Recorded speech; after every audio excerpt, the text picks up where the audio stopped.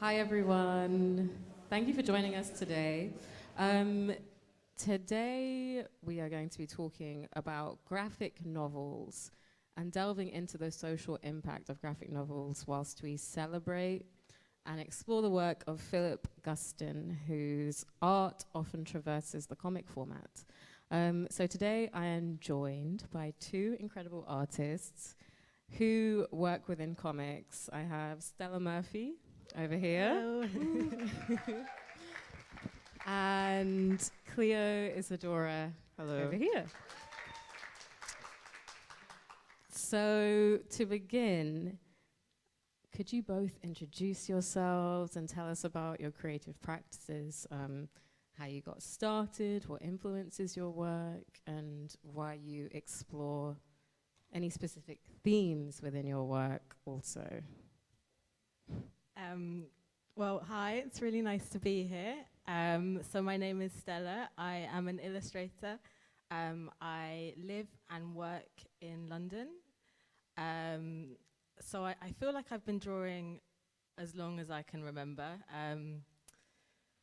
I used to be painfully shy as a child, so drawing was kind of an escape for me. I would sort of retreat into my room when I was younger and create these worlds, construct narratives where I felt like I couldn't really speak.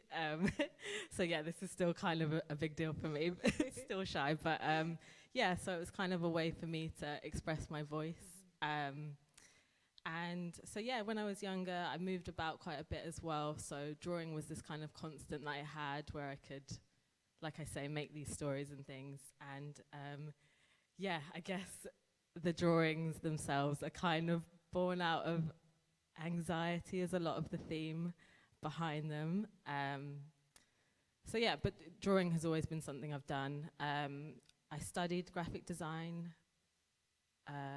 went to Chelsea College of Art, did graphic design, and from there I kind of got a feel of layout and type and sort of applied that to my work, but I would always be kind of doing drawing in the briefs, which kind of didn't always go down so well, but that was my thing, that was what I wanted to do. And yeah, should I keep speaking or I feel like, should I hand over to Clio? We can do a little Clio introduction and then yeah, we can that run was through, a long then we can run through the images. Yeah, of course, yeah, let's do it that way. So Clio, tell us about yourself. Hi, thanks for having me. So I'm an illustrator and I also make comics. So I've always drawn, and I think for similar reasons. So like I'm not that great of a verbal communicator. So I found it easier just to like draw stuff, and like obviously drawing since I was a child. Like I made comics for my Beanie Babies and just like made little news agents for them with that.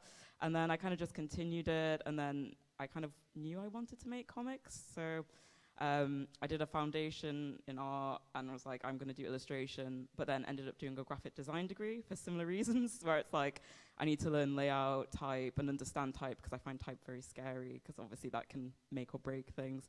And then, yeah, so I went to Central St. Martin's, did graphic design, and specialized in illustration. And then after that, I was kind of like answering briefs in a similar way, where I'm like, yeah, I kind of know where I want to go, but this isn't it. So I took maybe a few years just to develop like my own visual language, and just kind of, yeah, just did self-publishing and just kind of played around and kind of see where it went, really. Yeah. Okay, so I think now we should go into some of your actual work. Also, I realized I didn't actually introduce myself either.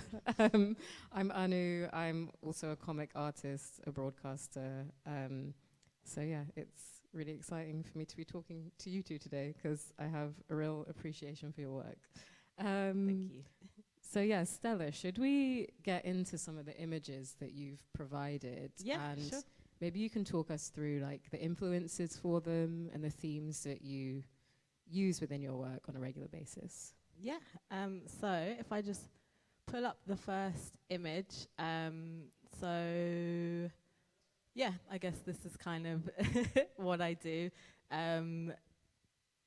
So the drawings are usually, I call them kind of vignette style comics. They're usually just a single image with some sort of writing or like a sort of a word kind of across the page. And what they're supposed to do is act as kind of a glimpse into a story, or like a suggestion of a feeling, rather than being like a full narrative. I kind of just do a single image. It's like getting one idea out, and then I'm like, okay, that's done. On to the next one.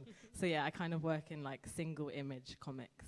Do you feel like you work in this single image? Like, is that a way for the viewer or the audience to kind of like put their own spin on the comic as well? Yeah, I think, I hadn't really thought of it like that, but it is, I guess it kind of is an open-ended story in that way. Like, there's no finish to it, and it's just like landing in the middle of a story, I guess, of what's going on. And I feel like, if you look at it, I mean, I hadn't really thought of it before, but it's so obviously me. It's like, oh yeah. Yeah, they're all quite personal, I guess. I feel like it's always hard to kind of not make comics personal though, right? They're usually an extension of yourself. That makes sense. Do we have any more of your images? Yeah, sure, I'll keep flicking.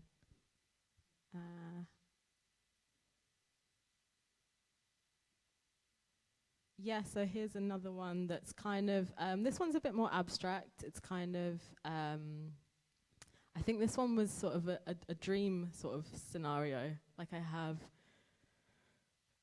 reoccurring dreams about driving. I feel like it's a stress dream because I don't drive. So when that's happening, usually something's out of control. And so I think this is a kind of like sleepwalking image. I pull a lot of references from Art Deco. I've worked in an Art Deco poster shop for a while, alongside while I was growing my practice and things, and that's kind of fed into my work a lot. So you can kind of see that in these like patterned areas and like big kind of silhouetted blocky architecture and sort of just like angular figures is something that's seeped into my work. And I feel like that's kind of how I work, like seeing what's around me and just sort of responding to it, and like magpie collecting kind of anything that I can and trying to feed it into my work. It's really fun. Thank you. And then I'll keep going. Sorry. I think this is another one that was made during, I think this was a lockdown drawing, which probably you can get a sense of, because it's like there's just not a lot going on. It's just sort of, moving around, rolling around in your room, crying.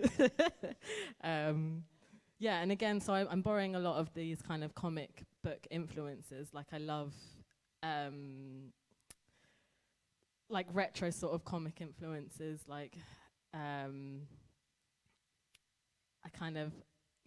have looked at a lot of like Robert Crumb and like Viz magazine and stuff like that were my early influences, and which is now a little bit problematic, but not as dark as Robert Crumb. Someone said that to me. They were like, oh, like kind of like Robert Crumb, but I can enjoy it and not feel guilty about it. Exactly. So, which was a compliment. If they're here.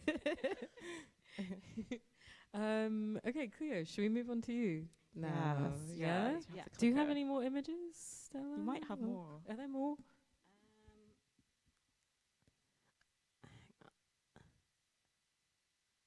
Sorry. Oh, no, it's sorry. mine. It's quite It's like speeding through.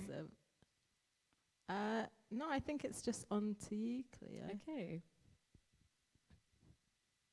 So Clio, I want to ask you the same kind of questions about the influences surrounding your work, the reasons why you create what you create.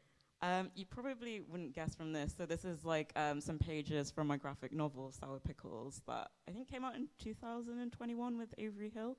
And these pages actually don't really make sense together, but they kind of give a sense of what the comic is actually about. So this one is semi-autobiographical about my experience in art school.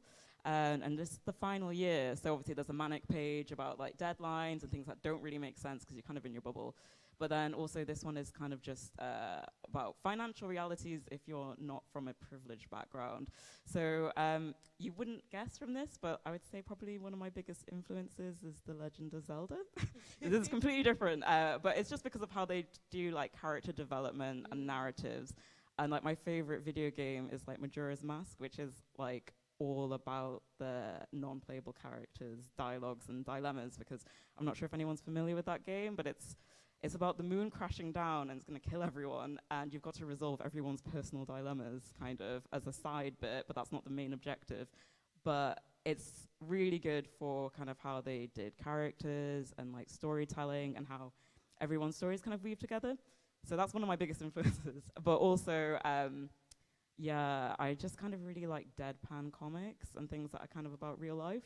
So I guess for comics, it's probably Adrian Tamina is like one of my favorite ones. And then also the painful but also hilarious Todd Solondz. Welcome to the Dollhouse is like one of my favorite films. But yeah, with this story, it's kind of also like obviously from my own experience, and I usually make work that is obviously about things that I know and things I've experienced just because it's easier to kind of pull from. But then I think it's like a good way of processing just like complicated feelings, and then you can physically shelve it when you've done. So you kind of explode and do this whole project, and then you're like, I can move on. So yeah, this is just kind of yeah, like a comic about just going to art school, your final year, and then just realizing that like there's certain resource issues if you're just not from a wealthy family, and just the realities of getting an arts degree and what is actually there at the end. Because especially if you've gone through systematic education, you kind of think like you go to the next stage, and then when the next stage is getting a job, you realize no one's going to pay me full time to do drawings like this. So it's just kind of like a funny kind of thing on kind of something that is like a real issue with a lot of people, and it's quite relatable, I guess. So yeah, I kind of pull stuff from there. So that one's kind of more of that kind of art school life. And then the next one is on the next page. Oh yeah, that's just another one. So that's just like a bit of a joke about, you know, when you finish and you go to the job center and they offer you a sandwich artist role at the end. Because obviously, you know, working at Subway, that's what they call that job. And that was what you could be qualified for. And the enthusiasm for someone who has no idea of what you can do with an arts degree. And that's kind of, yeah, the end point of that. But yeah, I guess that's kind of the unfortunate reality of a lot of the time when you finish art school. Yeah. But very relatable. Yeah. I try to find the humor in things. So obviously there's like wrapped into my own misery and like reality, but then you kind of just have to laugh, I think, as like a coping mechanism, and just like find the joke in things that maybe aren't really that funny, but just trying to scrape by to find a joke. Yeah. Yeah, I definitely feel like that's a theme within a lot of comic artists, that we all try and find the humor in, I don't know, terrible things that have happened to us, or just like, yeah, difficult things. And you're right, it is a way of processing, I don't know, just trauma, experiences, anything really. So yeah, I wanted to ask you both about the graphic novel and comic format and how it can enhance and lend to storytelling. So why have you both chosen to work in this format and not another art form, and why is the format so important to you? I think I sort of touched on this before, where it's like all my work is contained within this vignette border. And I think I like the idea of like instilling rules to make something more accessible. So like it's always contained in this box. You have type that you can read, you can access. But within these rules, you can create, you know, amazing worlds. You can really, what's possible in comics, graphic novels is like far beyond film, I feel like. Like I remember when I was younger, my sister had the Hobbit graphic novel, and like I was really immersed in that in a way that I'd never enjoyed the films, basically. So it's like, I think having this really simple format, but like the possibilities are so broad, and yeah, I think that's something I really enjoy, and like sort of seeing what you can do within that. I think for me it's kind of similar. So I find it hard to read. I don't know if it's just being dyslexic with that. So I kind of just naturally was drawn to visual kind of imagery and kind of storytelling through that. And I found comics easier to understand and easier to process than just like really like a lot of writing. That was like a lot to take in. So yeah, I naturally, I think, went into that without thinking about that. But then also, I guess it's like that kind of line of like a picture tells 1,000 words, which I think for me is like with telling stories, I just find it so much easier to just do that than to write, because I'm also not that great at writing. Like I couldn't write a novel, but you know, I can do like silly conversations and something that's like quite light touch and still communicate like a story that is easier for me to do. I don't know. Yeah, it's definitely more of an accessible format for everyone.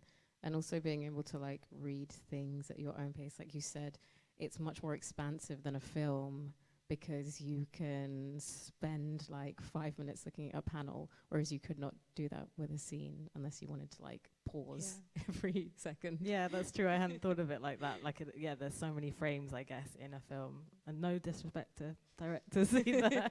But yeah, it's just different, isn't it? Yeah, it's very different. And then I guess there's also the aspect of world building, which you kind of touched on within like developing characters and stuff. And I feel like comics, like as comic artists, we all have like insane imaginations. We're able to kind of build these worlds around within your work, both of your work actually. I see like you're building worlds around situations that would be considered quite mundane in real life, whereas like you're able to put them into a piece of art that is visually striking. So how do you kind of go about developing those worlds within your comics and graphic novels? Are there any like rituals or routines that you have? I think I just do loads of really scribbly drawings and try and figure out what the setting is and like mood and different things that like would be around that identifies with the character. So if it's like a home setting, like what kind of stuff is like kind of funny that is like, you know, what type of character this is. And obviously I think with like a lot of my work, it's like quite modern people. So there's some stuff that I'll find funny, like referencing like, certain weird design furniture that I'm like, eh. But I don't know, it's just like having a space to just play around with items that you don't have to pay for.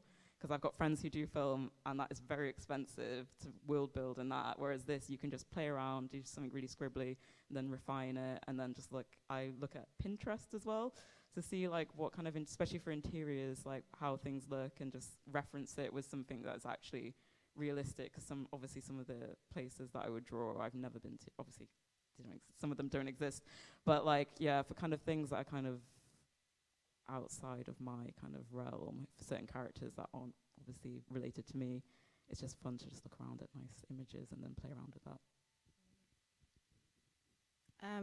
So I guess for me, the world building, it starts with a room. So usually maybe it's the room that I'm in, or if I'll like there's a magazine or something, I'll just draw from that room and that becomes the stage. And then I'll drop the characters in afterwards, and they're just kind of in some way interacting with the space. And I don't really plan what it's going to say, the character's going to say before it's kind of happened. It's kind of organic what's coming out. And I guess sometimes it's like conversations that I've had in the day, like with people, things that have just trickled in, or like when I'm drawing the characters, they'll kind of have a voice. Like it could be a regional accent for some reason, and it's like, I don't know where I've heard that, but I've picked it up from somewhere. And some people have even said like, oh, I'm a bit worried I'm gonna be in one of your drawings, because it's all feeding in, like, things from my day, they're all feeding in there. But I like, so that the room is in some way recognizable, but I like it to have a surreal element. So it's like, it's something but it's also off. Like I'll like to put, there'll be like a photo collage in there, even though it's like a cartoon, which just kind of like is really jarring. And so it's just this kind of like, it's something but it's weird, basically. So I think that's the world that I'm building. Yeah, I think that's like kind of the beauty of comics as well, being able to just like warp very mundane things into weird and wonderful comics. So how have you both seen graphic novels develop over the years? I think there's like so many nice niche communities that like if you're involved in certain types of storytelling or experiences, you kind of see that like people find each other from obviously using like online stuff and portfolio, and like I just feel like there's way more voices that are more accessible to find. Like you don't have to go to a comic store anymore. You can just follow somebody obviously on like Instagram or find their work elsewhere, but it's like way more diverse now, and just like there's more of a platform for people that's not just like in shops. It's like you can find work from like loads of different like people, and also just with like there's more of I'd say a celebration with comics. With like London, there's so many comics and zine festivals, and that's where you see so much more stuff. I think people kind of take it maybe a bit more serious as like an art form now, and actually more welcome to that medium, and it's not seen as like childish. I don't know. For sure. How about you, Stella? I would kind of second that, in that it feels like a lot more diverse. Like I'm aware that some of the influences I mentioned earlier are white males, and like I really enjoy the work, but it's like when I look at those influences, I don't see myself in them at all, and so that's that's not great. But now, like some of my favorite artists, like Anna Highfish, who does The Artist, like they have an amazing kind of sensitive voice, but it's also hilarious. Or like Lale Vesvind is another artist who I love, just for like their intricacy in drawing. And like Clio was saying, like the internet makes it possible to find these corners that excite you. Like I discovered there's like a publisher in the US called Domino Books, which is like a sort of underground publisher. And I remember when I discovered it, I was like sort of mind blown in like what you can do with the genre. And also like people like Breakdown Press as well, they kind of act as like, you can see that they're really just passionate and excited about the work rather than gatekeeping, which I feel like maybe has happened in comics, whereas it feels like open and just like celebrating a lot of voices. And it just gets more interesting, I think, when you have a bigger range of voices, For sure, and I think we were kind of touching on this when we were chatting earlier, but it is just quite amazing to be at those comic and zine festivals and just seeing so many diverse artists from all kind of backgrounds. So do you both think that graphic novels and comics are, I mean, you kind of touched on this earlier, but do you think that they are often overlooked when we think about storytelling and visual art and writing? And why do we think that is? I do think it's the association of it being very like childish. I remember doing like a residency at like an arts organization where the director refused to say comics, even though it was for comics residency. She always said graphic novels. But then it's like, if it's like a 20-page thing, like that's not a graphic novel. You know, like, I don't know, it's like fine to say comics, but I think she thought it was like a belittling thing. It was just really odd that as like an arts like director, they just didn't even want to say it, even though that's what it is. And it's just when you're in like places like that, you just find it quite funny because I don't see it as a bad thing. No, but it's definitely not a bad thing. I don't know whether it's just like a culture thing of like their associations with it are tied up with things that are like, I don't know, very like rigid and not fun or experimental, and like that's the only thing that they've seen and they haven't, you know, investigated it further. Maybe that's why. I kind of feel the same, that it just doesn't have the same irreverence for some reason. As visual arts, it's kind of like it's this DIY thing sometimes that you can just like flick through. And I guess it's also had a bit of a sting when we were talking about this before, of kind of just like, unfortunately, like basement dwellers, just like, you know, in a dingy, like, I mean, like the classic like comic book guy trope, right? Yeah, so I think it's kind of hard to get over that stigma, but they can act as like, you know, these amazing conveyors for really deep subjects. And getting across some very powerful ideas, I think. So yeah, for big sure. up my comics. And so we've all seen the Philip Guston exhibition. And so I want to know from both of you what resonated with you within the exhibition. I might just flick through because I think we actually do have some slides, I think. Yeah.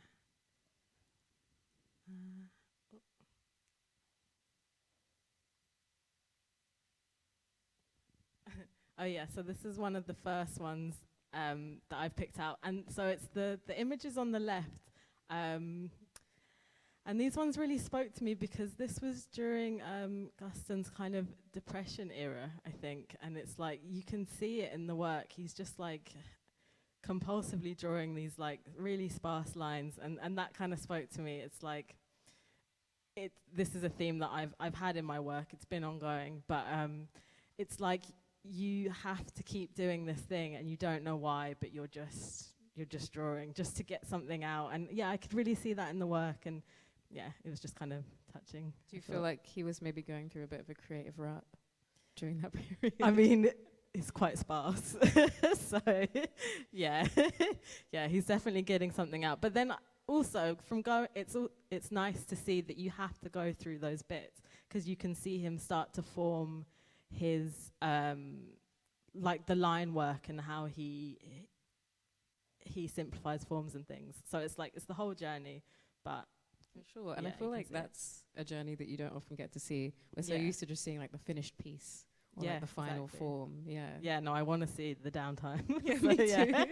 Yeah, so it's more relatable than anything else, really. Yeah. Clio, what about you? What pieces did you relate to? There's a few. I think not this one. Oh, so is this the maybe Stella the final? Oh no. I think I'm too far. Wait. Oh, there we go.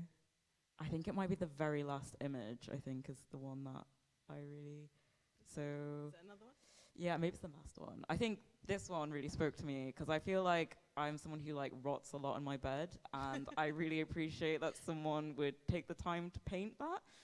And I don't know, like even in my comics, there's often like a scene of just like someone being miserable in their bed, which is like that's where I would go personally. So for me, I really enjoyed that someone would have the like they're not afraid to show an unglamorous lifestyle.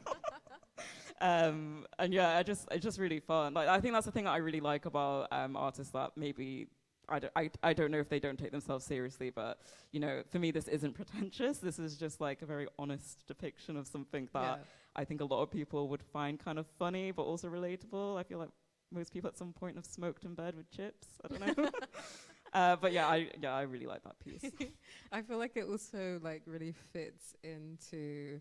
I don't know, I feel like comic artists all have quite a similar like self-deprecating humor where we are able to really take the piss out of ourselves, which you could definitely see in Philip Guston's work. Okay, so we're coming to the end of the chat. This has gone very fast. So I kind of want to open it up to the audience and see if anyone has any questions for either Stella or Clio. Do we have anyone brave enough to ask a question? Okay, maybe not. Well, I will ask you both a question. Oh no, there is someone. Okay. Thank you very much. Okay, I really want to know, right, from all of the comics and the work that you have talked about, I'm interested, just generally, any work that you have done, this is for both artists, what's something from your work that's been the most memorable, and why that specific piece? I don't know. Yeah, if I you should take it away, Clio. Let me think. I don't know whether it's just like my book, so Pickles being the most memorable, because that was during a very chaotic time in my life, because I had just been made redundant from my job, and I was trying to find something to do, and obviously it was also enough time to process something that was quite traumatic, but then at the same time, because it was during lockdown, it gave me something to do, and then I was just posting it online, and then I got like a book deal from it, which is kind of nice from feeling really rubbish and having very low self-esteem. So that's when I actually wanted to pay money for it. But I think that's probably the most memorable to me project, because that's just a bit of a roller coaster of life in that. I mean, it's a hard question. I'd say career-wise, it was when I got to do like sort of my comic-y style, but on the New York Times book review cover. I mean, yeah, I'm picking out one of the commercial jobs, but sometimes you need that kind of like, recognition. That's a nice boost. Yeah. Nice confidence boost. It was nice to see from being the basement dweller. It's good to see it out there and enjoyed and something that my mum could understand. It was nice. Yeah. Okay, so we're almost out of time, but just to finish off, could you both give us one tip each on how to establish yourself in the comic or graphic design world? I'd say that you just have to keep drawing and find your voice. I think it's really important because you can tell when it's not authentic or when it's not coming from a personal place. So I would say just, keep at it and dig deep. I think for me, it's just like keep making stuff and like keep making like little publications, because even if you're held back by being like, oh, I don't like it, it could be better, like someone else will really appreciate it and relate with it. And like I had to get over that to kind of put myself out there. And even if, someone else will like, obviously you will like it at some point, but it's just like put yourself out there. Like there'll be people who really love it. Well, thank you both so much. And thank you. Thank you for having me. Thank you. And thank you for coming.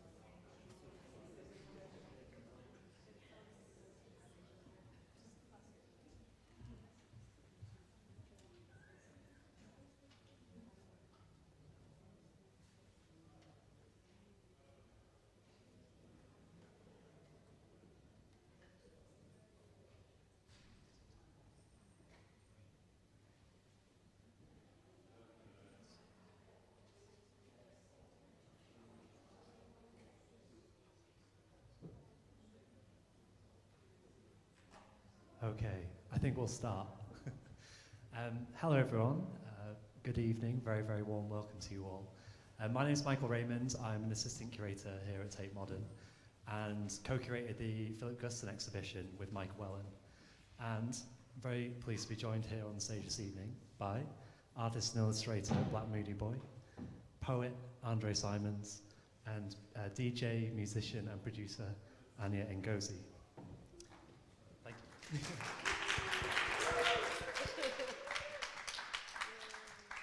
So I thought I'd just go around and ask you all a little bit about your own practices to share. So Nelly, Blk Moody Boi, I wondered if you could tell us a little bit about your practice as an artist and as an illustrator, how you got into it.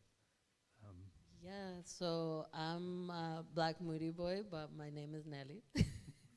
I just use that alias because I don't want people to know who I am, because then I have more creative freedom of what I want to do. But yes, I'm a trade unionist, first and foremost, but I'm also happen to be a self-taught illustrator and a visual artist, I guess. I really struggle with the word practice, like I didn't know what that meant for like the longest time. It wasn't until I made this mural that I was like, oh, that's the word, practice. Like, oh, it's code for what do you do. Yes, Art world lingo. Yeah. Yeah, I guess, and I don't know that because I didn't go to art school, right? So this is all a learning journey. But I focus my work on trans people of color and also queer people of color. I also base my work around the proletariat, working class people, and global majority struggles, and depicting us in joy and resistance, and also not just as political objects, but political subjects able to enact change. So I draw a lot of propaganda, which is why I relate strongly to Gusto. Yeah, and of course you made this amazing mural that's just around the corner from here as part of the Beyond Boundaries project. I wondered if you wanted to talk a little bit about that project and about this mural. Yeah, so I was contacted during the pandemic by the Tate to participate in this project. And it was all about reconnecting with art after being separated from it during lockdown, during separation for safety during COVID, which is still happening, but yeah.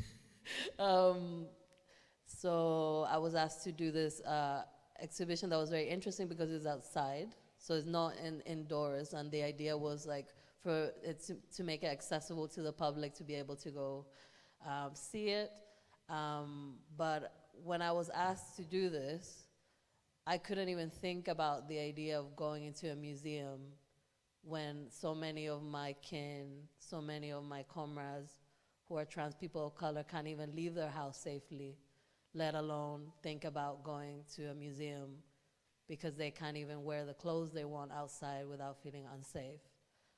So that's why I took the chance to draw something very big and very obvious to what it is. Like I like to call it, in a way, accessible art, where it's like, it is what you see. It's not like hidden, like there can be symbolism and imagery, but it's very, I draw characters and normally accompany it by text to make it more digestible. So that was the idea behind that, to be safely trans outside. And it's huge, it's in Gambia Street, it's 5 minutes away if you ever have the time to go see it. It's a permanent installation now. The owner of the restaurant, because it's painted next to a Spanish restaurant, he was like, yeah, you can keep it forever, we love it. And the community also are very protective of it. Like every time I go near it, they're like, what are you doing? And I'm like, I actually designed this, and they're like, oh, okay. So, but I also, so it has that theme, but I also wanted to honor one of the activists in the community whose name is Miriam. And that street is actually called by the community Marion's Way. She was an activist who organized a lot of things around Better Bankside, So they wanted the opportunity to celebrate her in the work as well. So that's why one of the characters has a top that says Marion's Way over there. And also I included this vase that has mosaic. What is it, like the glass? Yeah, mosaic? on the street as well. Yeah, because it's in the street. So to represent, because I think it's very important, and I think a lot of artists don't take the time to, when they do a mural, to make relations with the people that are gonna see the mural. I would be really mad if someone came to my house and painted something and didn't ask me. And I think that's very basic courtesy, so I think it was very important to have that conversation with the community, and then they voiced this. They also wanted me to include themes about the suffragettes, so that's why one of the characters is holding a ballot box, because they were trying to do works about herstories in the Better Bankside area. Yeah, it's a beautiful and really powerful mural, and yeah, it's the glass mosaic bit is because the street that it's on, it's kind of has that glass mosaic on the pavement, and me and Michael were really taken with this mural. It's beautiful and very powerful, and when we were thinking about Guston's practice, because Philip Guston, particularly in the 1930s, was really thought of himself as a muralist, and I'm going to change the slide. So this is a mural that Guston made in 1934 to 35 called The Struggle Against Terrorism, and we felt that there was kind of resonances between Guston and Guston's practice at this time and your mural and what you were doing. And we interviewed you for the Guston audio guide about this, but I wondered if you could just tell us a little bit about how you see this mural and whether you can relate to Guston at this time. I think this mural is really incredible. It has so much detail in it, and it has so much symbolism in it, and it covers a lot of topics, I think, all at the same time. I think it talks about the political struggles that were happening at the time, and also historically, and also the war on communism. It also brings points about racism and the rise of the Ku Klux Klan at the time. It also talks about crusades, because this was painted in Mexico, right? Yeah. So I think it also talks about the historic ongoing genocide of indigenous people and black people in the Americas, right? So I feel like he also talks about that, about femicides. So it's like a very dense piece, I think. Yeah. And it's one that is not afraid to show the brutality of these violences, which I find very interesting, because I find myself also drawing and illustrating a lot of political issues and a lot of ongoing things, like be it what's happening now with the multiple genocides that we're seeing, or struggles around the world for freedom. But I don't necessarily draw the acts of violence, but Guston does. Yeah. And that's something that I can relate to him, that I'm not gonna do, but it's like, I understand the importance of doing that. Yeah, and tackling the kind of evil in the world, which is something that Guston was really interested in doing at this time, and of course in the 70s as well in his later works. If I may, from muralism to poetry, and so Guston was someone who was really interested throughout his life in poetry and in music, and was friends with many poets and many composers. But Andre, I wondered if you could tell us a little bit about your poetry practice, and how you kind of got into poetry. So I first studied theater, and when I left, I studied theater in Canada. When I left Canada, one of the parting words of wisdom from my acting coach was, you're going to have to create your own work, because he knew that as a person of color in Canada at the time, in the mid-90s, that there was very little work for me. So I started almost immediately started writing. I was writing before that just personally, and then I started writing for performance. And I was in a performance band for a while, and then I was kicked out of Canada, and I had to return back home where I grew up in Bermuda, and there I started a theater company, and wrote and directed while I was there. And then when I moved here is when that transition happened, where I immediately knew for some reason I felt I wasn't going to be able to, I couldn't grasp the theater scene here.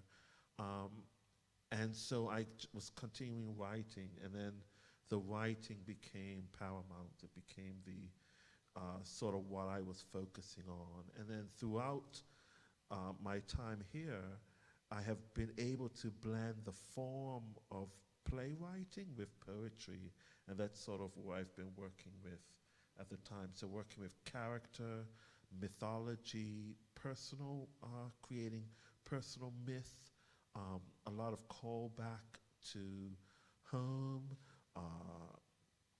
to feeling othered and being othered, and then how does that reflect in the work? How does that reflect in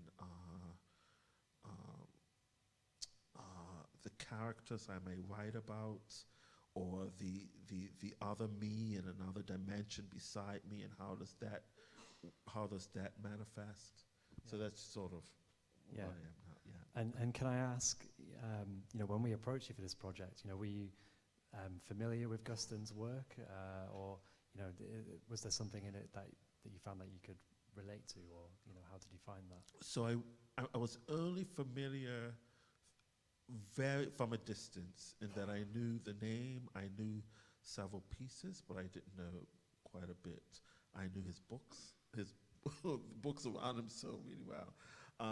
And so for me it was that really interesting, quick deep dive into Guston that was really interesting. And then really examining the work, especially when I was asked to respond, and really blowing up those images on my laptop and really looking into them and saying, what are they speaking, and finding him fascinating, and how he chose to, but this sort of changing of style, but also finding a language of his own that suited him best, especially in that later half, the KKK paintings, and then beyond that, like that final room of the Guston and having how the figures are combining sort of this sort of illustration and painterly movement and figures to somehow use figures to really relate in a different way, because the scale is so huge. Yeah, and so you chose to respond to Passage and to Monument, these two, and what was it about? Was there anything in these two works in particular that you were really felt like you were drawn to? Passage, I responded instantly to both of them, but in terms of visually, and also, again, being a writer of the names, really I gravitated to the names. When I had to then sit down and write, that was a whole nother thing. That was actually extremely difficult. And Passage, I tried so many different ways to pull from it, and then I thought, well, what do I bring to it? And the name had already conjured for me images around the channel and the coursing of migrants coursing the channel, and there was this, there's blue marks on it were really, with my own sense of ocean and as well as the whole channel. I tried not to write about that subject matter, but I kept returning back to it. And Monument was, Well, I wondered, I was going to invite you, if you'd like to read a little bit from one of your poems. Yeah. I would, because we're not short on time. I'll only read the beginning of the one responding to Passage. Yeah. It's called Channel. The sea has an appetite for wood, which has been handcrafted into a small boat. With such a long memory, he has gleaned how to swallow from stern to bow. He rocks the hall with permission, legislation, and currents. A sea has the weight of an ocean behind him to crack wood like bone to the bottom. Make this constant swaying stop. Make this constant swaying stop. Make this constant swaying stop. That's beautiful. And yeah, I'm sure it brought so many new interpretations to the painting for visitors whilst they're going around. Yeah, yeah. Anya, if I may turn, I'm going to make sure I don't knock my drink over. I wondered, what was your route into music and into producing? Well, I guess I've always just listened to music kind of constantly from as early as I can remember, and both my parents luckily have good music taste. So they were always playing stuff when I was young, like a lot of funk and soul. My dad's in a jazz band, so my ears were always stimulated from an early age. But yeah, I didn't ever expect to really be doing music, and then I came to London a few years ago on a bit of a whim and did an internship at Worldwide FM, and that sort of catalyzed just a load of musical connections. It put me in contact with a whole community really that gave me the encouragement and confidence that I didn't at the time really have in myself, and particularly for production. Even though I kind of dabbled with Ableton and stuff before coming to London, it was a friend and amazing producer and musician, Maxwell Owen, who really sort of just literally sat with me and just kind of showed me the fun that creativity can have. And I think when I sort of understood that it's not something to kind of overthink about, or even sometimes to think about, at least for me, too deeply at all. It just kind of, things just started moving quite organically. And you've now got, I'm not sure if I quite have this right, but are you leading with a label, and you've worked recently with Terza and Fatima, and all these amazing artists? Yeah, I don't know how. Again, it's just the community. I feel proper lucky to just have connections with those people, because they're really inspiring artists and just incredible people to be around. And the fact that they've done bits with me, and I don't know, just even noticed me is I don't know, it means a lot. So I don't know, I could be quite a sort of what's the word, self-defeating person. I think Guston was that a lot. Yeah, that's why I resonated with this, to be honest. I was like, wow, I deep what he's going through. And so I think, I don't know, the whole idea of community and connections, not just with other musicians, but with other people, doing just amazing creative stuff. Just, I don't know, I guess it just, inspired me, and probably inspired me more than I actually realized. But it kind of just made things happen. Yeah, and I wondered, were you familiar with Guston's work beforehand, and sort of how did you, if not, how did you find coming to his work for this show and picking the pieces that you did? I wasn't familiar with him at all, to be honest. So it was really interesting to just research him. I kind of started the whole thing by just making notes. I watched lots of, I say lots, I watched as many interviews as I could find. There's not a lot online about his work and practice. I listened to some of the music. There's an album made by Morton Feldman that's called Music for Philip Guston, so I kind of started there, which I thought was a bit of a cheat, but There's a cheeky sample of that in one of the tracks as well. But yeah, I think, and I don't know, given, I was given information like, you know, PDFs and stuff from like you guys at the Tate, so that really helped just to properly deep it. And yeah, I really found his story and his struggles and the way that he approached his art just really interesting, and also just quite honest and like brave and just like true, you know, like not trying to be something that he's not, but also constantly questioning himself and where he's at, and always trying to like grow and evolve in some way.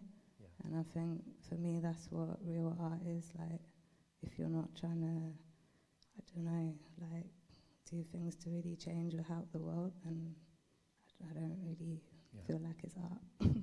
Yeah. With that, I thought we could maybe all listen to one of your pieces, and it was a response to, so you picked 3 works to respond to. Oh. Yeah. Is it going to go? Yep. So I thought we'd listen to your response to Aegean, if we could have that.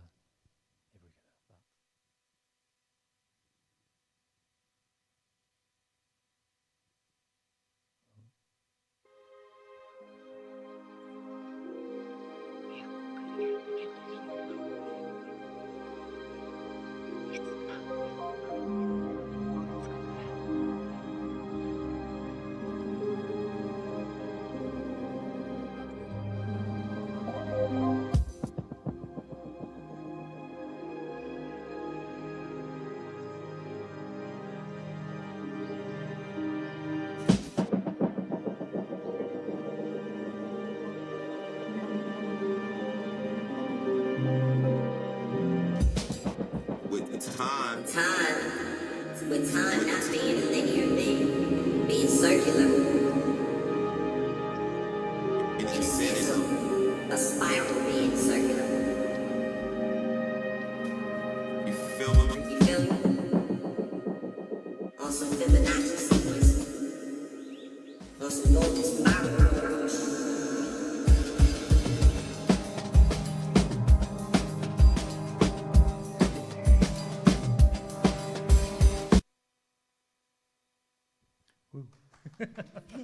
Thank you. I was really struck by that piece and the way that you had the kind of percussion rhyme with the trash can lids fighting in the sky. And I wondered if you could, it's almost impossible, but to try to like describe some of the sounds that you were trying to create and how that related to you, to the image. Yeah, so I think when I first saw this image, like for me straight away the kind of circle targety things looked like drum hits that just had reverb on. So I kind of somewhat used that as a sort of bass, and I was just messing around with loads of drum samples at the time, so just took little hits, and yeah, that kind of was one aspect. And I guess like generally when I'm working, I work best when I have loads of light stimulation. So I think at the time I was like watching anime and listening to like an interview and making music. So there was this bit in the anime which is the kind of like synth sample where one of the characters' moms who passed away was telling the main character like just be yourself in Japanese. It's a Japanese anime. But I thought it kind of reminded me of like Guston and his kind of internal, I guess, struggle around like identity and what it is to be an artist, and you know, yeah, just all the things that he kind of discussed with his work and that sort of, I guess, battle that he had with himself. And so I thought I'll put that in. That sounds cool. And then yeah, I was also listening to an interview with one of my favorite artists, Matt Comey. And yeah, he just happened to be talking about, there was just one bit where he just started talking about time, and then it wasn't, I kind of noticed the clock, or the watch, sorry, on the arm, and I just thought, that's really, like, that really fits, and the whole thing of, yeah, time not being linear is something that think about a lot and sort of ground myself with. And I just thought, I don't know, the whole kind of image to me, when I heard those words, it just sort of like made sense. And then I chopped it up a bit because he was talking about something completely different. But yeah, like a lot of my work and the way I like to create is just based off feeling. There's not a lot of pre-thought, so like I think that's why I like to have a lot of like stimulation around me, because I can just kind of sit there and, you know, like let the feeling kind of take place and then just grasp things, and almost a bit like a collage. Like I almost kind of think of the creation process as like having a sculpture and having like a sort of, like the initial process for me is just getting loads of things, getting loads of ideas, sticking them together, and then the rest of it is kind of like carving it out. So yeah, that's kind of how I approached it. Yeah, it's a bit of an open question to all three of you, but I wondered, you know, like with Guston, how much I think he got from music and poetry and muralism and so on. You know, do you like? Is that something that you look to, that kind of intersection between the different arts and your own practices? You know, you often going to see art, you often reading poetry, and how does that, you know, does that influence you? As an open question. Yeah, I mean, I would say for me, definitely, I feel like it's kind of like the way I think about music. Like I don't think of it in genres, it's all just like all sound is music for me. And I think also with art, there's so much crossover and so much, I don't know, like, it's like alchemy, you know, like it's, for me it's like the same kind of substances, but just manifesting in different ways. So yeah, I don't really see a lot of division, especially when it comes from a really authentic place. Yeah, I was gonna, it's the same, I'm a huge lover of music and I've always been consuming music like crazy, and art's the same way. I've always been responding. Specifically a few years ago, at a deep moment of grief, I went to the National Gallery and I worked through the grief by writing, responding to paintings there, and have done the same here in terms of responding. And when I've taught, I've brought students here who were, you know, oh, this place is pretentious, you know, and I'll be like, no, you just have to. The artist has done half the work for you. Just write what you see, and you've already begun, you know. And yeah, so for me, it's definitely. I think for me, I get a lot of inspiration from things like animation, but I also mostly get not so much inspiration from. I don't really go to museums that much or engage in that way, but rather I see, I guess that comes back to my practice, because I think of my practice as one that's collective, and that I am because we are, in the sense of like trans people, people of color, Black and Indigenous people. So I see most of my inspiration in the things around me, and like I mentioned before, like the working class mostly, and like global struggles as a source of art. And I think I relate a lot with how the Zapatista community sees art as the art of imagining other worlds, and like the art of like creating a better world for each other. That is also creativity, that is also art. So it's like expanding the idea of what art even means. So I think that's, I feel like that's like a very long answer. No. But no, to say that I'm very inspired by worker struggle, I'm very inspired by collective action as a source of inspiration. Yeah. I'm wondering if we have time for a question or two. No one's going to tell me no, so great. There's a hand over there. Yeah, if you shout out your question, I'll say it on the microphone. Don't worry, I have a good voice. Wow. I'm very interested. So as far as I know, you have a collective, sit-in or something like that. Shabin, yeah. Shabin, sorry. It seems to me that your art is, and I think it's an open question before, it's very much a collective. You mentioned something about collage and trying to collect as many dots as possible. I was wondering, where do you guys find the most interesting dots nowadays? What do you find the most, if there's one thing that isn't mainstream, that ought to be mainstream, because it's an interesting thing that inspires you a lot, what would that be? And that would be a question for all three of you, I guess. Sorry, I'm just going to try to summarize that and repeat that because because it's being recorded through the microphone. So it was a question about what do you find that isn't in the mainstream that you find inspires you? That's fair. Yeah. What dots that you guys are collecting that is the most inspiring? Oh, sorry. I don't know. I find it a hard question because I don't really know what's in the mainstream. Like what I think of as mainstream is not what, I don't know, a lot of people do maybe. But yeah, I don't know. I feel like for me it's just people that I see just constantly pushing like themselves, and also like the idea of what people expect from art. So like there's a lot of people, I can really right now just only think of people that are I don't know, like directly inspired by, who are really close to me. So to name a few names, like Taza, Mika, Kobe Say, who else? Speakers Corner Quartet. Like that's just on a musical thing, but they're all people that are like trying different things and taking risks. And I think yeah, we live in a world that can be so sort of repetitive, and people see what works and then do that to death because it works. And I feel like you need people that just take risks and do things that feel right to them. And yeah, I wish I could think of more names, but yeah. Yeah.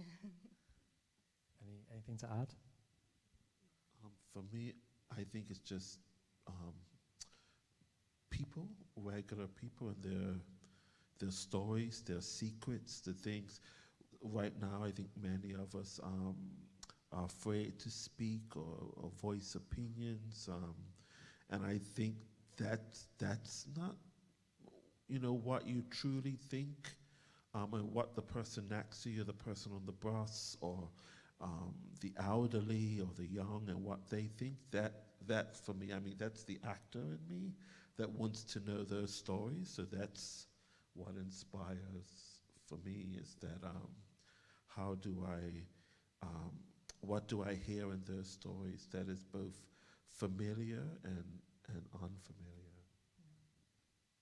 I think for me, I'm always trying to learn more about different working class art practices. I think they're very interesting. At the moment, I'm very obsessed with embossing. I don't know, that technique where you work with foil, because that's like a traditional way of doing art in lots of parts of Latin America. But I'm always like very captivated by posters during Soviet Russia, like the illustrations and like the font and stuff. So like that kind of work. Yeah, and I'm just like constantly working on different materials. Now I'm also obsessed with foam clay. So like doing different things. Yeah.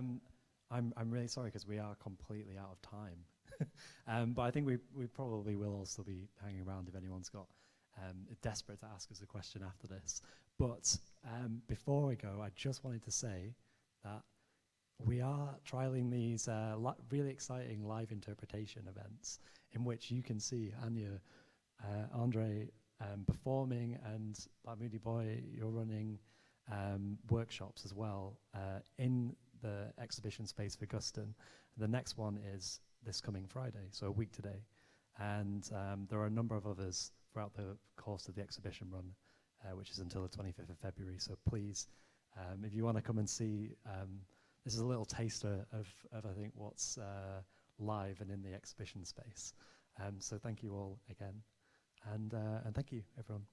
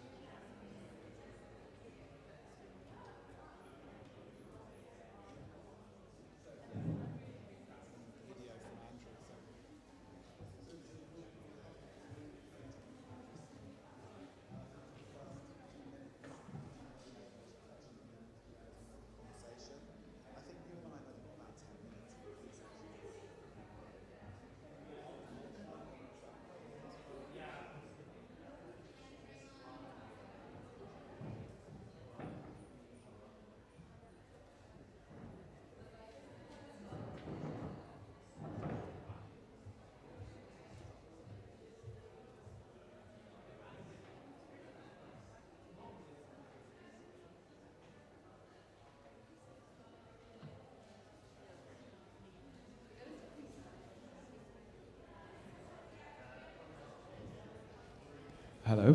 Welcome, everybody. Come and sit down.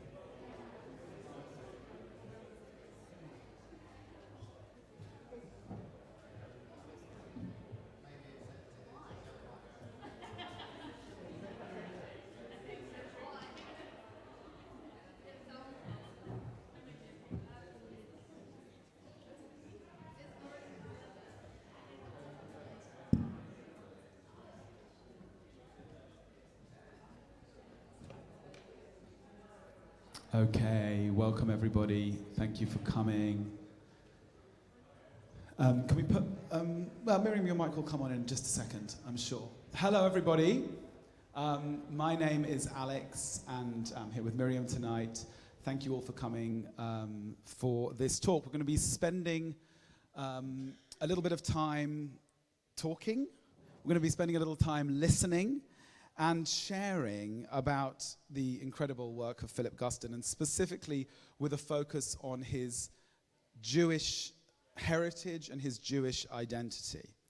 So, as you all know, it's Friday night tonight, and this is the night of the week where us Jews usually get together we eat, we like to eat, us Jews, but we also like to ponder how, on a Friday night, sort of how the world was created. We actually do that every single week, and we sort of ask kind of what's behind it all, this sort of weekly connection back to our Jewishness, back to our roots, back to our soul in different ways. Now, I can't promise any food tonight, but I can promise some reflections and some sort of Friday night pondering on Guston, on his incredible, breathtaking work, on this incredible show that's here at Tate Modern, on things like the visibility and invisibility of his Jewishness, and also his particular allegories that are made in some of the works to the Holocaust.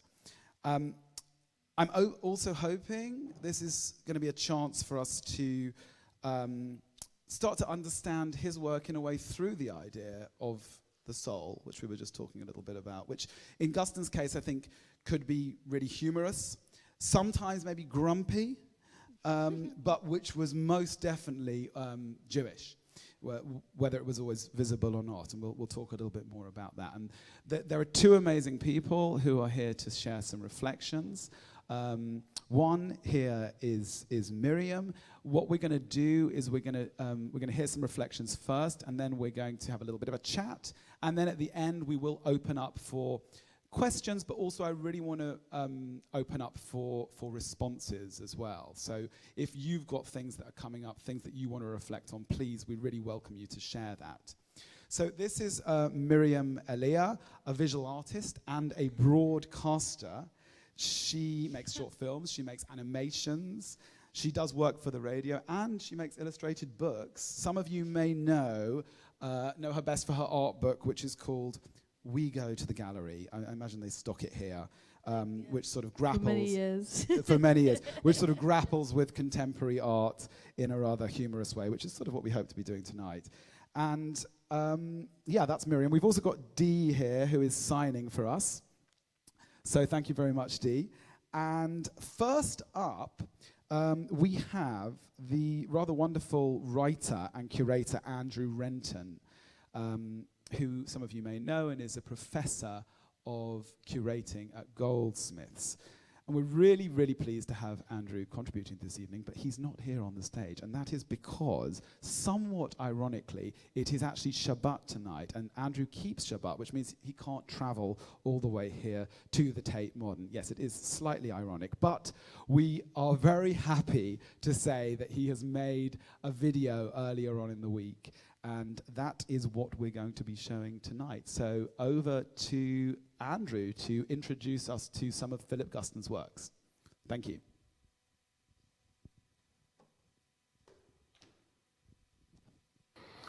I think we should start with the name, Philip Goldstein.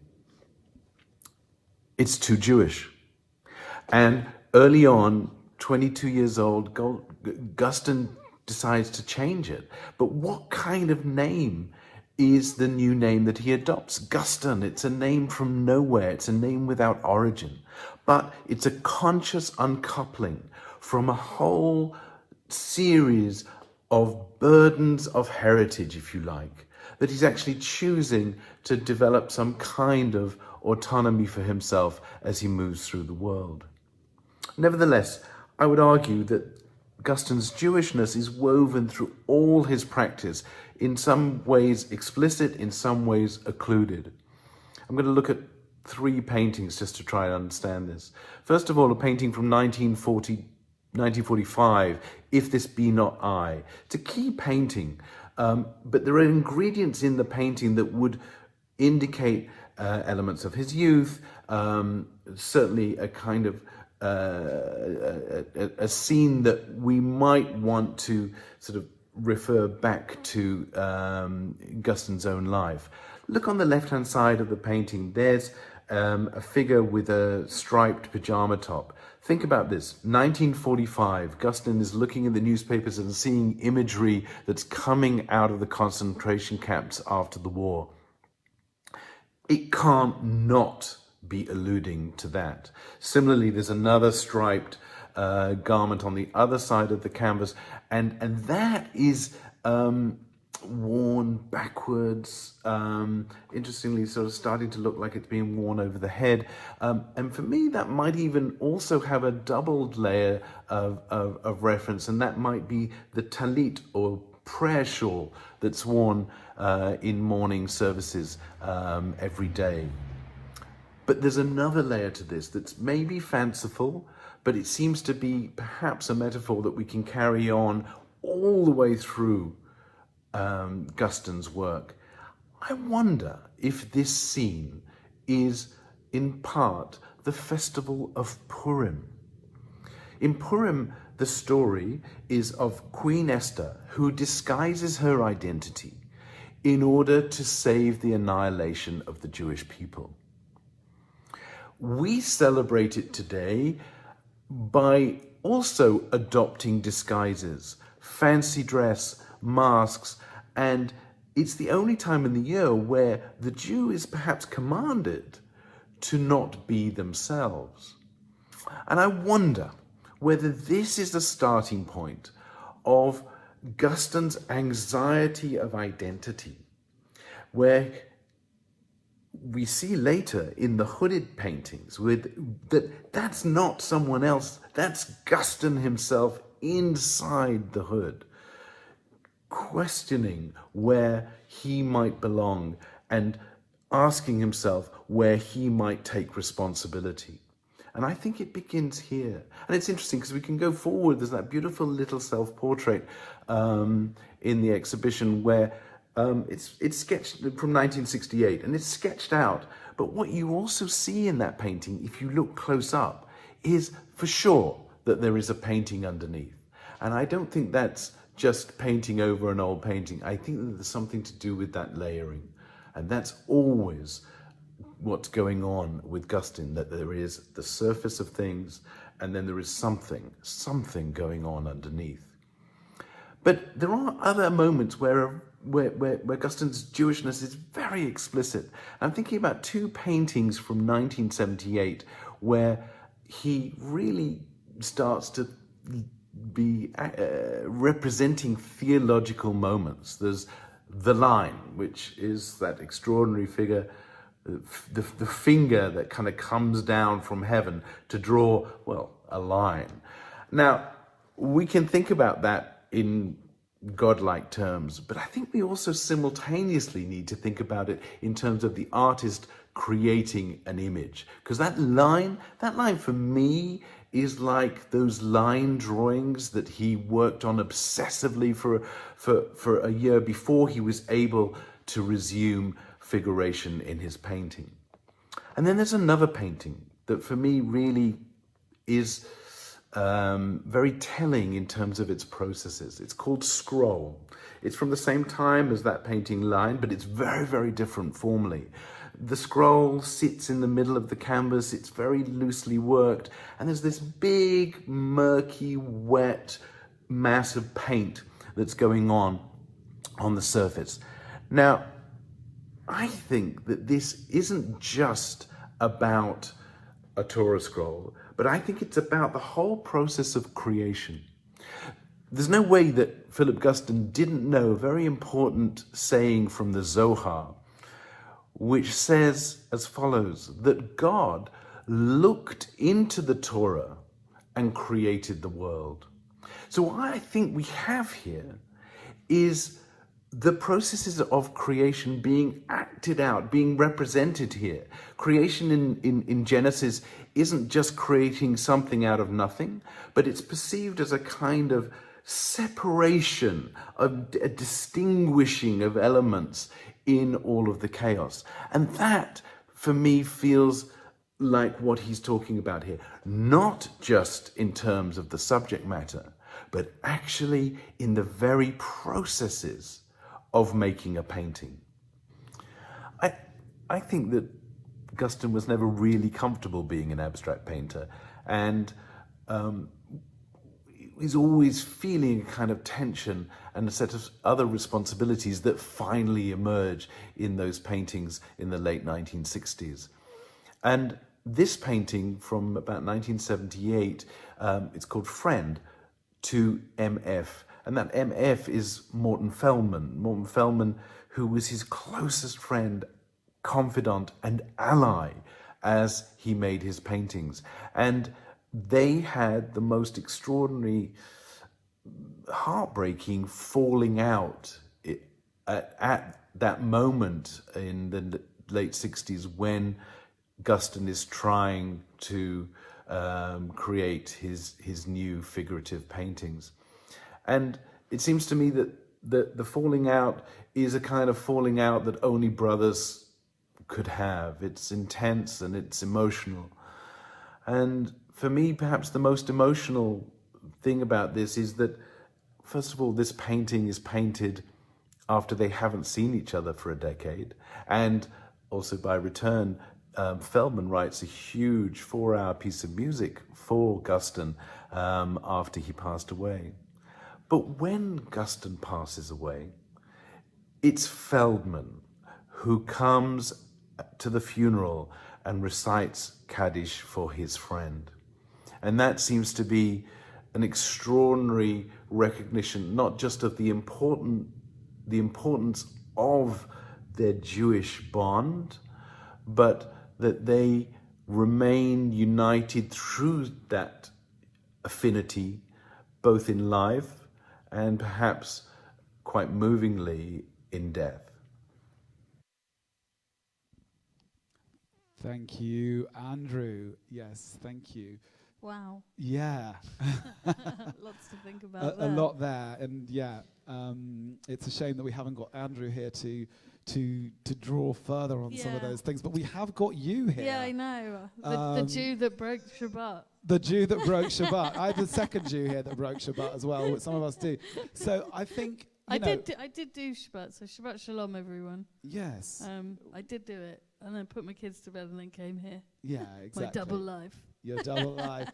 I think, so Miriam, I think it's interesting for us to hear a little bit from your perspective, maybe in response to some of those same images that Andrew has actually reflected on. Yeah. And we can call them up here. I think we can Can we do that? Yes. Yeah, this is incredibly powerful. Yeah, let's If spend a moment this here. be not I. So weirdly enough, my first instinct when I looked at this was Purim, which is what he talks about, which is the Jewish festival, which marks Queen Esther saving the Jews from Haman in Iran thousands of years ago. So that's a whole other story. But yeah, it is commemorated by Jewish people putting on masks. And there's this kind of theme throughout all of his work, where with the clan members later on, but just general using of a mask to cover up and to sort of hide your identity. And then it kind of occurred to me that that's what he did by changing his name to sound more Western. I think a lot of Jewish people, when they trace their family back 50 years, 100 years, including your family, definitely mine, try to sound more English or try to sound more European. Well, actually, my lot didn't. We stayed as Eisenberg. Well, good on you. but you're right. As part of the history of immigration, people changed their names to Changed assimilate. their names to assimilate and to be acceptable. My grandfather was Ralph Zilonovich, and he changed it to Salon, which sounds kind of, East End. But a lot of his Guston's family came from, he claims they came from Odessa, but actually they came from Poland. They were married in Odessa, his parents. And the borders were all shifting. And at the that borders time. were shifting, and they left in 1905. And there were lots of things called pogroms back then, which was where they'd go into villages and just kill everyone. So a lot of Jewish people who were living in shtetls thought enough is enough. Shtetls. Can you define that for our audience, please? I shanty towns, maybe. Well, like some were more shanty, but there were sort of small rural hamlets, communities. Yeah, with kosher and rabbis and stuff, but not much opportunity. Not very urban, which is how Jews became. So Philip's parents wanted a better life. Who wouldn't? And they head for the States. Although, weirdly enough, they did it before the big pogrom in Odessa. So my mother reckons it was the Russo-Japanese War. He didn't want to be called up, because a lot of people back then, Jewish people living on that kind of Odessa Pale of Settlement, were called up, and that meant instant death. So it was just like, let's go to America. He ended up in Montreal with all his children. This is his real name was, I wrote it down, Lieb Goldstein. Very Jewish name. Yeah, inextricable. Yeah, and in 1904 they ended up in Canada, and and then they, unfortunately, this is the tragedy in his paintings. I think one of the biggest tragedies in his paintings is what happened to his father, who then they went to LA after that about 1918, and his father hung himself with how many children? Maybe 8, 9 children. And Philip said that he found the body of his father hanging from the porch with a rope.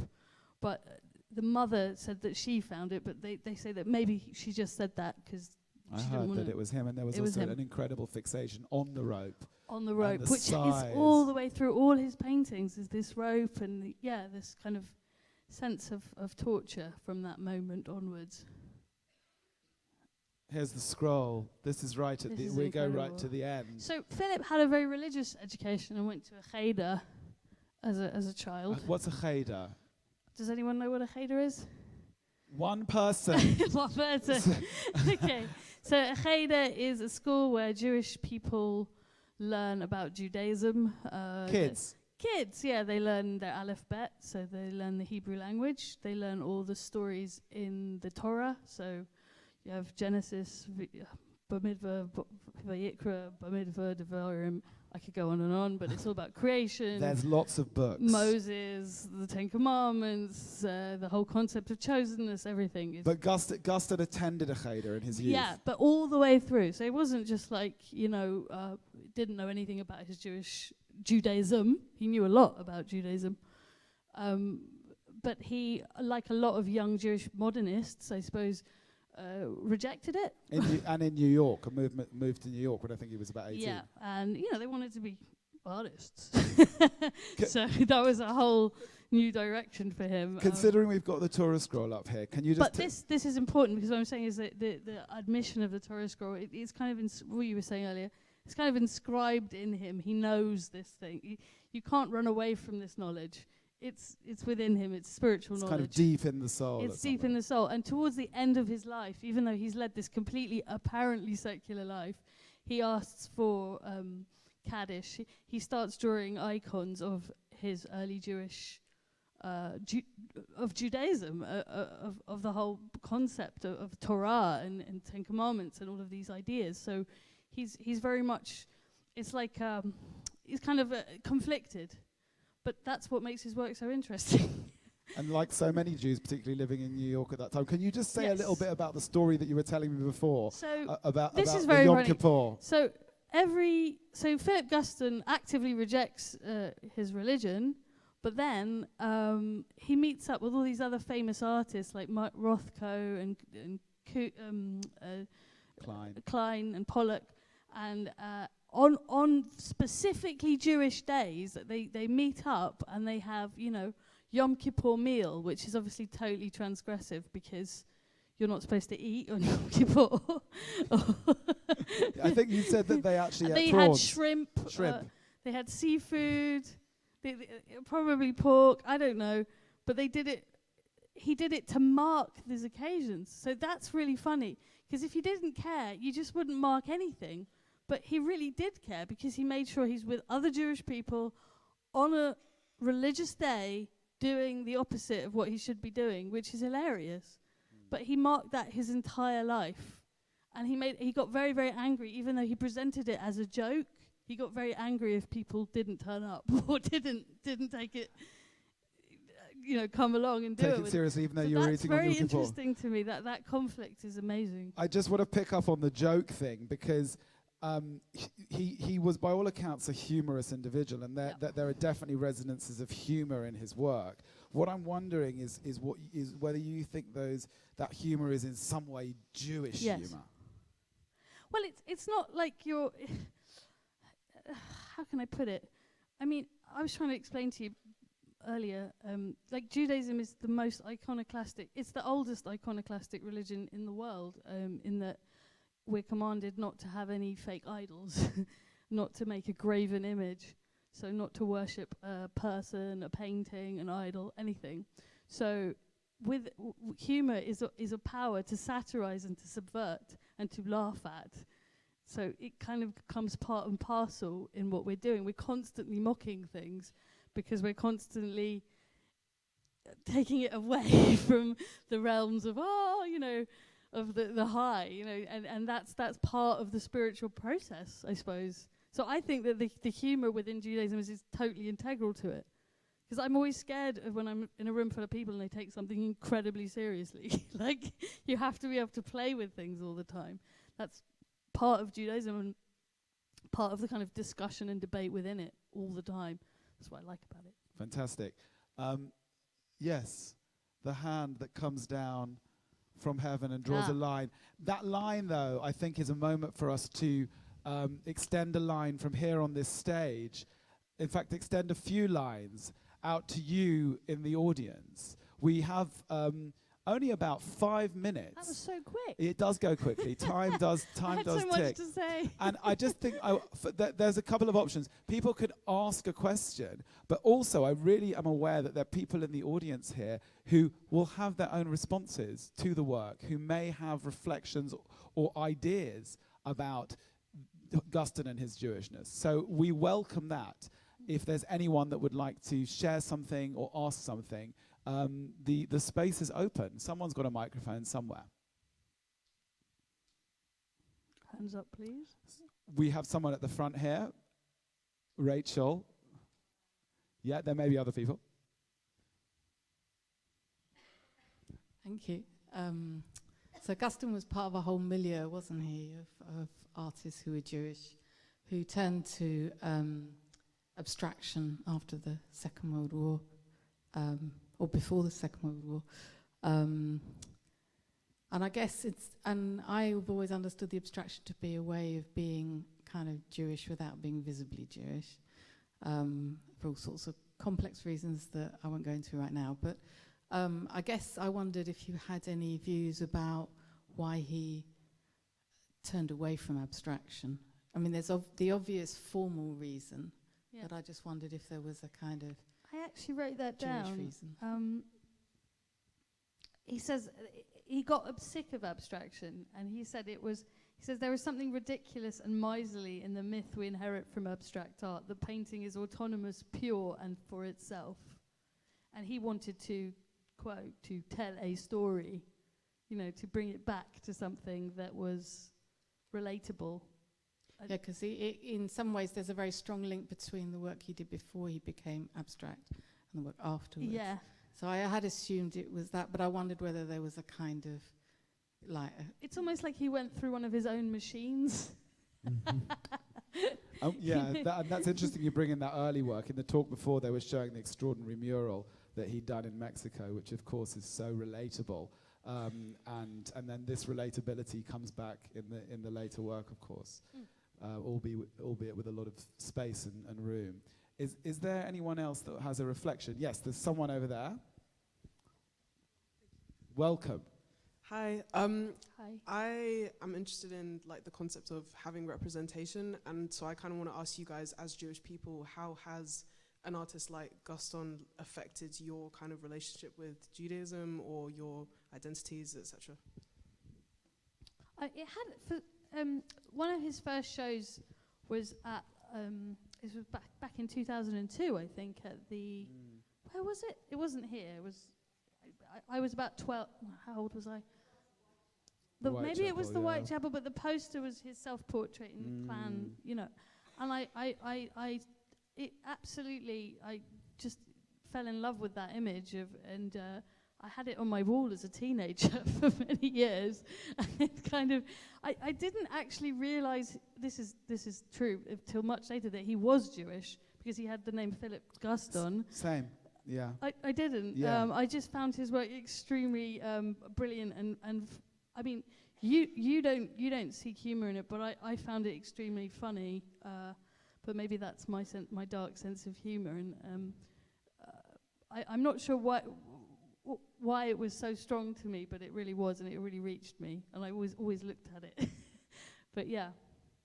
But as we heard earlier, Guston was part of a whole milieu of Jewish artists, particularly in New York, and he wasn't alone. But it is interesting how at different points in history that Jewishness is talked about or not talked about, and it's also interesting, I think, to be having this event here, which foregrounds his Jewishness, at least for this moment.